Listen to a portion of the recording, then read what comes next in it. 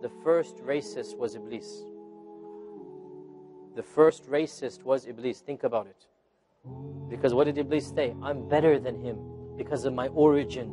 It's exactly what racism is, right? I'm better than you because of my ancestry. I'm better than you because of my skin color. This is the essence of racism. So anybody who's a racist has a trait of Iblis in him. Anybody who thinks he's better than somebody else because of his ethnicity, his skin color, his language, is a racist.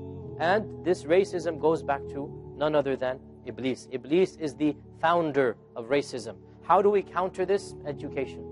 There's no other way to counter bigotry and racism other than education. Being very frank and blunt about these issues, and realize that, subhanAllah, it's so sad, wallahi, brothers and sisters, that racism and nationalism, this is well known, was an imperialistic tool that every single colonizer literally imposed upon us.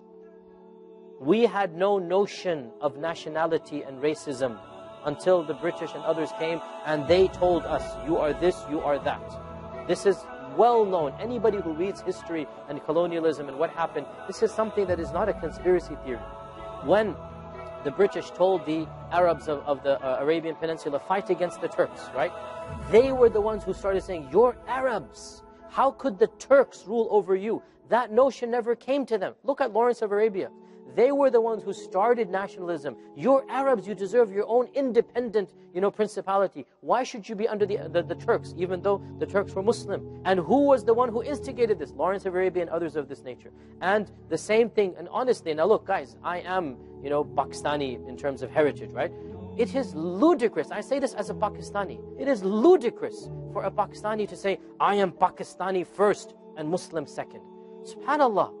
Pakistan didn't exist when your father was alive. And you're going to give your allegiance to a piece of land? Where are the boundaries? Who derived the boundaries of these countries?